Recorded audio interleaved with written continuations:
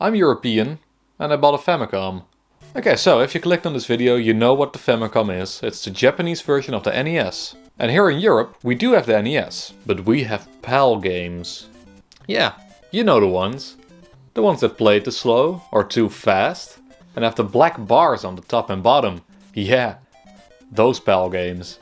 I've had my NES since I was 12, so I never thought anything of it. I grew up with hearing the Super Mario theme playing too fast. But then one day I thought, you know what? No. Enough is enough. And that's when I bought a Famicom. Okay, so, the fact that the PAL games play slower or faster or just worse than the NTSC versions wasn't the only reason I bought a Famicom. NES games are expensive. Okay, so, a few years ago I was collecting a lot of video games. But damn, that was expensive. Then I got into record collecting and that was a lot cheaper. So when I got back to video games, I thought, holy crap, that's a lot of money. And somehow I just ended up on a Japanese site and they sold Famicom games for really cheap and complete in box, so yeah, I love that. And that's when I thought, yeah, I should get a Famicom. So I bought this one. This was the widest version I could find on the Dutch internet. I specifically wanted an unmodded version, simply because I like things that are pure and just the way people experienced it back in the day. So I hooked it up to my PAL CRT TV and nothing. I was tuning for hours and I just couldn't get a picture. So I thought it was just a problem with my TV. I thought, well, it's a TV from the 80s, so probably just doesn't support it. So I tried it on my normal TV. Oh, my normal TV, my flat screen. Guess what? It didn't work. So I thought, well, maybe I should get a converter or something. And that's when I thought, wait a minute, let's open this fucker up. Yeah, it wasn't too good. I still don't know what it is. I'm not a big technical guy, at least not on that level. So that's when I thought, you know what? Let's buy a second one! I called this my Piss Famicom. This time it was modded and yellow, but I really didn't mind. I didn't mind that somebody took a piss over it, because I thought, let's just switch the motherboards. So now my white Famicom, I'm gonna call it my white Famicom, so now my white Famicom is modded. And you know, it's... Sure, I found out I really just didn't mind, so it's fine.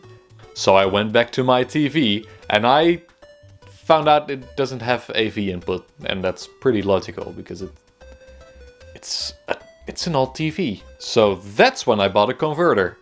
AV to RF, hell yeah, and it didn't work. I got some black and white image or some glitchy image, depends on what the TV wanted to show me. But you know, I did find out it worked, so that was already a relief for me.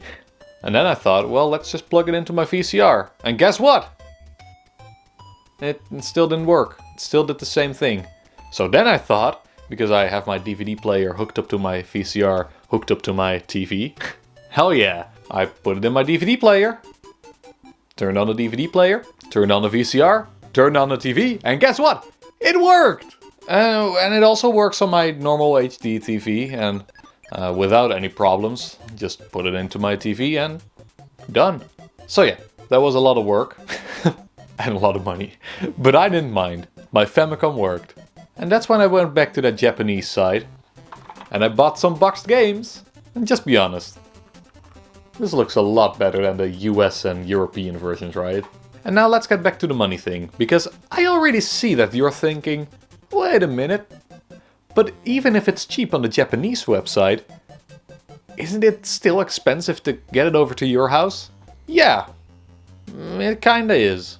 I always have to pay around 30, 35 bucks for shipping, which is a lot. And then I have to pay a fee for it to come into the country legally. And that's about 25 bucks. So that's already 55 bucks. But you know, the games are pretty cheap. The last thing I ordered was like 5 games for 80 bucks total. So that's with shipping and stuff. It's not cheap, but it's better than paying 80 bucks for a boxed NES game. Like, you know how the prices get. So yeah, I don't buy just one game let it come over to my country and pay 60 bucks total for one game. I always buy more games to save a little money, you know. So yeah, the fees and the shipping, that's not a lot of fun, but you know, I can live with it. One thing I said in the beginning was that PAL games have like those black bars on the screen. Yeah, whenever I play my Famicom on my CRT TV, it still has the black bars. So I think that's just a PAL thing. So that's still not perfect, but you know, the games are the right speed. So that's good. The final con I can think about is like, I'm missing out on some good games, but then again, I still have my NES, I'm not throwing that out, so I can play pretty much everything I want. So, would I recommend this for everyone in Europe? Maybe. I want to thank you guys for watching, and I hope I'll see you guys next time. Maybe.